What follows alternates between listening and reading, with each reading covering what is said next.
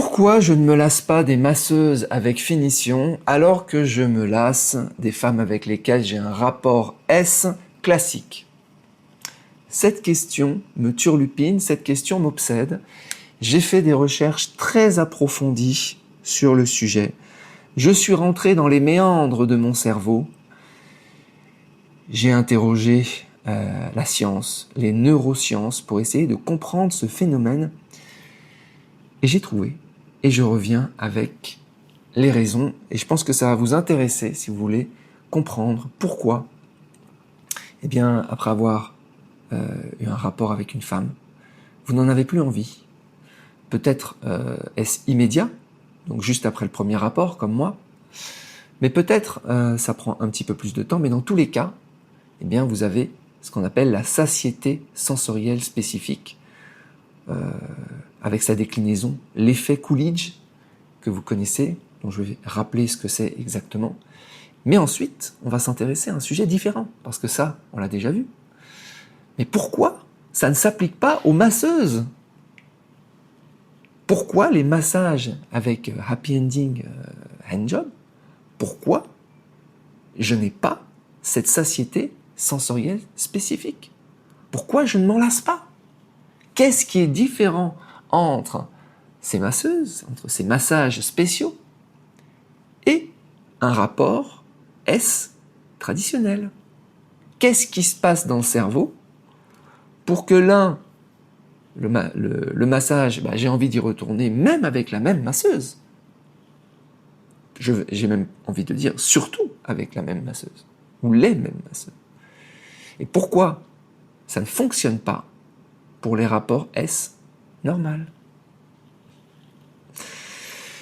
Alors, asseyez-vous, prenez votre temps parce que on va rentrer dans des sujets complexes.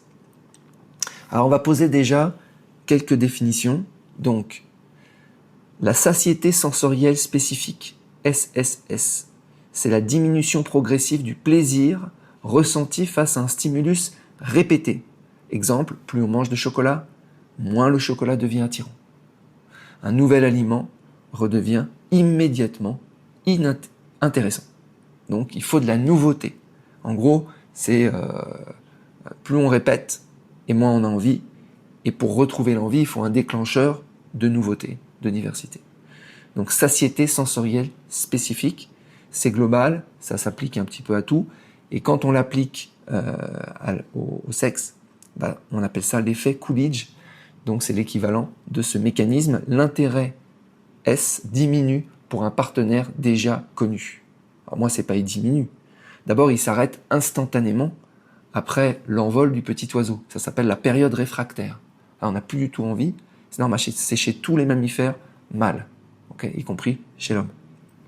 L'effet Coolidge, d'ailleurs, est chez tous les mammifères, pas simplement chez l'homme, partout. Et donc l'effet Coolidge, l'intérêt S donc diminue avec un partenaire déjà connu, il remonte brusquement lorsqu'un nouveau partenaire apparaît. Alors, ces deux phénomènes reposent probablement sur un mécanisme neurologique commun. Le cerveau réduit sa réponse aux stimuli répétitifs et réagit fortement à la nouveauté. Ce qui est mon cas. Et ce qui est sûrement votre cas. Si c'est pas votre cas, mettez en commentaire, ça m'intéresse. Parce que normalement, on est tous soumis à cet effet Coolidge et à cette satiété sensorielle spécifique. Et d'ailleurs, la connaître, avoir conscience de ce phénomène, en fait, ça évite beaucoup de frustration. Parce que on va pas avoir envie de retourner avec la même femme. Et on se dit, mais c'est bizarre. J'aimais cette femme. Et comment ça se fait que j'en ai plus envie? C'est étrange. Non, c'est pas étrange. C'est la satiété sensorielle spécifique. C'est normal. Effet Coolidge. Mais alors pourquoi ça ne s'applique pas aux masseuses? C'est étrange quand même. Alors, il y a pas mal de raisons possibles. On est dans, je vais pas dire dans l'expérimental, mais là on touche les limites des connaissances humaines en matière de neurosciences. Mais il y a des gens qui se sont intéressés à ce sujet. Notamment un certain Zeigarnik, avec son effet Zeigarnik. Alors, je vous donne les différentes possibilités et celles que je pense être la bonne ou les bonnes, sachant que ce travail de recherche, apparemment, j'ai fait quelques découvertes. Okay. Donc, déjà, ce sont des expériences neurologiques différentes. Un rapport S complet, il y a un signal de complétion. Le mot est lâché. Complétion versus inachevé.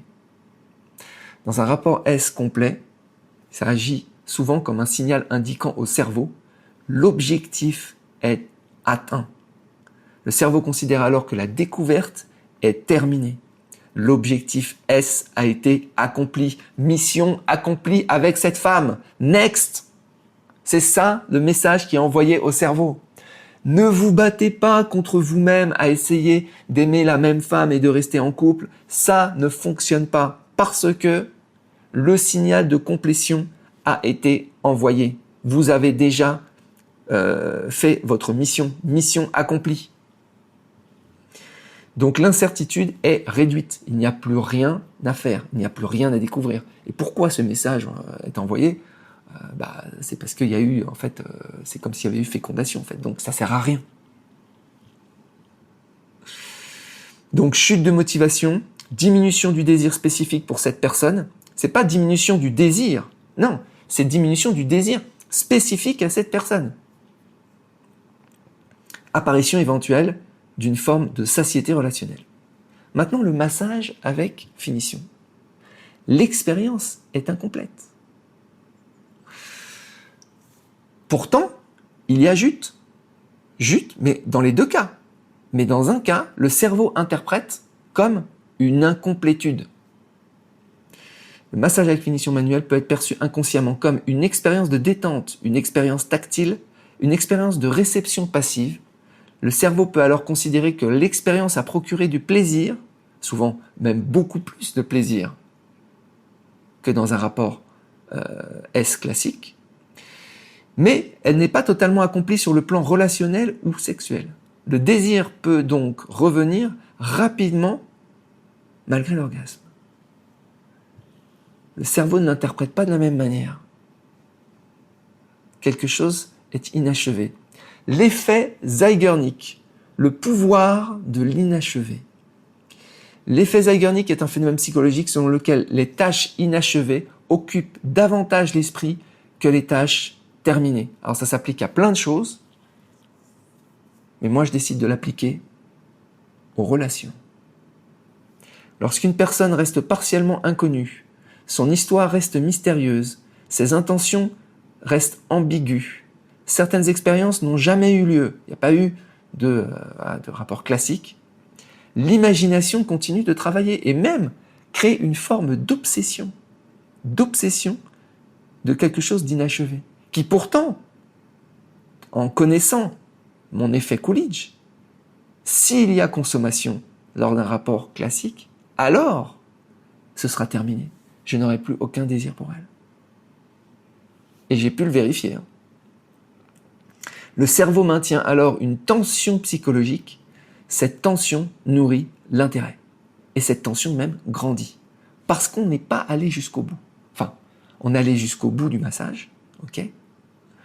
Le petit oiseau s'est envolé. Mais pour le cerveau, on n'est pas rentré à l'intérieur. Et ça, pour lui, c'est inachevé. La mission n'a pas été accomplie.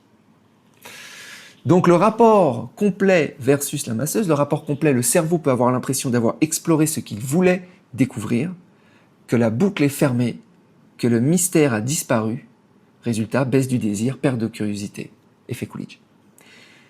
Masseuse, au contraire, la vie privée reste inconnue, il n'y a pas de véritable intimité, le fantasme reste largement intact, voire même carrément énorme et grandissant. La relation demeure inachevée, résultat, la boucle mentale reste ouverte, l'intérêt persiste longtemps.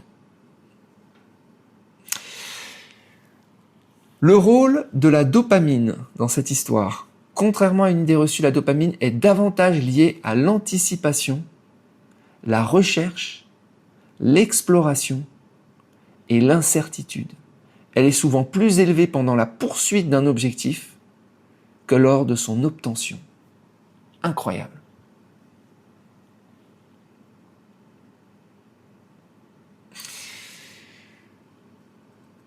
La formule simplifiée pourrait être désir égale mystère plus anticipation plus incertitude.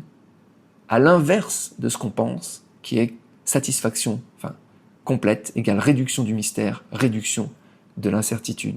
Et on retrouve l'équation connue, la satisfaction et la mort du désir.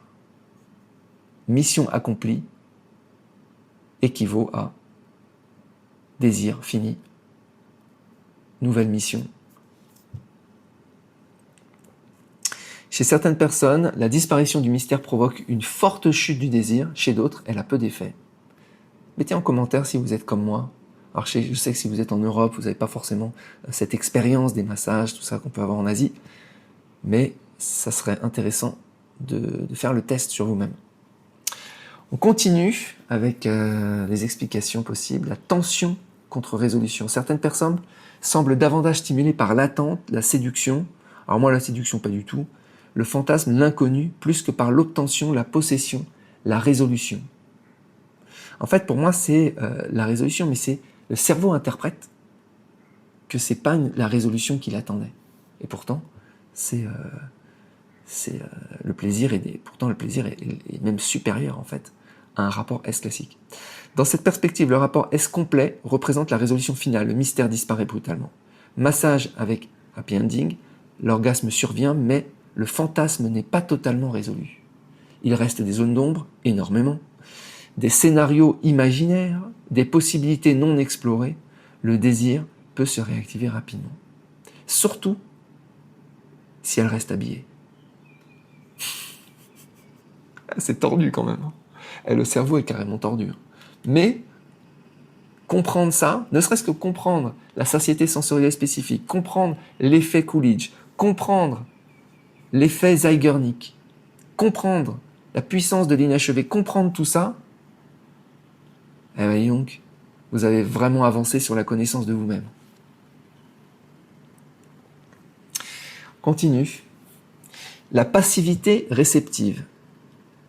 En psychologie et en sexologie, on parle parfois de passivité réceptive. Cela consiste à abandonner le contrôle, recevoir plutôt qu'agir, laisser l'autre diriger entièrement l'expérience. Pendant le massage, il n'y a rien à planifier, il n'y a rien à réussir, aucun effort physique particulier, aucune performance à assurer. La charge mentale chute fortement. Conséquences neurologiques.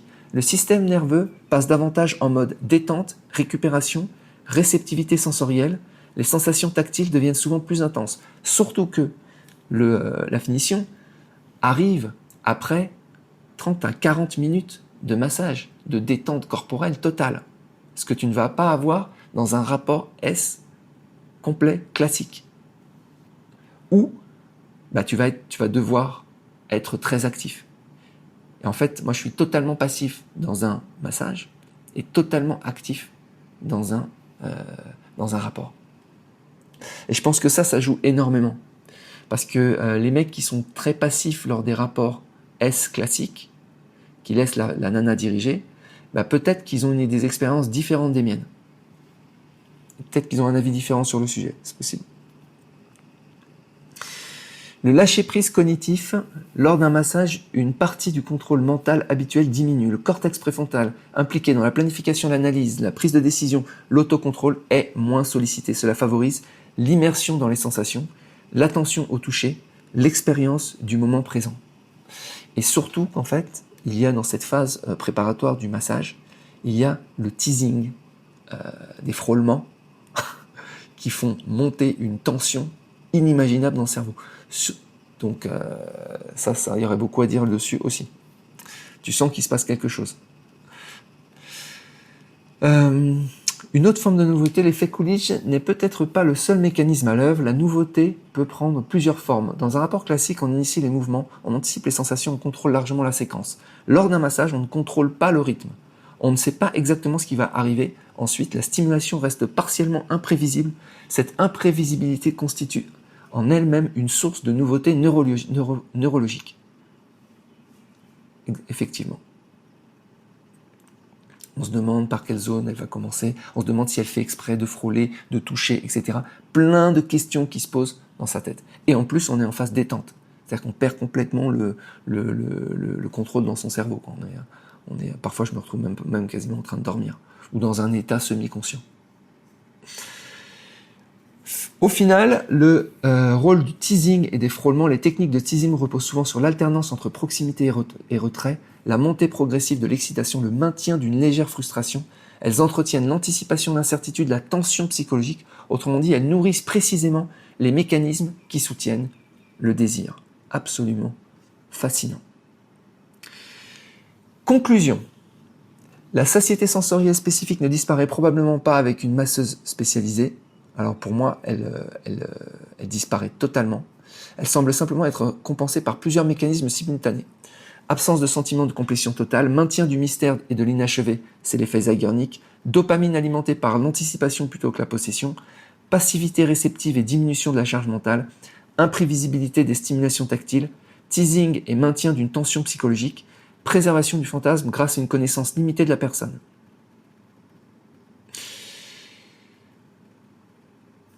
Ce qui semble être une exception à la satiété sensorielle pourrait en réalité être un cas où plusieurs mécanismes de maintien du désir contrebalançant fortement les mécanismes habituels de lassitude. En gros, ce serait un hack de la satiété sensorielle spécifique, ce serait un hack de l'effet Coolidge.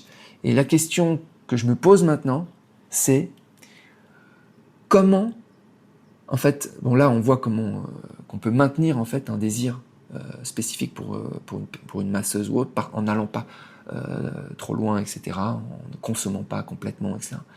Et je me demande en fait la volonté qu'on doit avoir, parce qu'à un moment donné, t'as envie de les faire venir chez toi, les masseuses, tout ça, t'as envie d'aller jusqu'au bout, tu vois. Mais est-ce qu'il faut le faire? Parce qu'après on sait que c'est terminé. Ou est-ce qu'il faut se forcer à rester dans l'inachevé, à ne pas aller jusqu'à la fin, à laisser la mission non accomplie? C'est une question que je me pose. Dites-moi si vous avez un avis. Je vous souhaite une très bonne journée et je vous dis à bientôt. Ciao.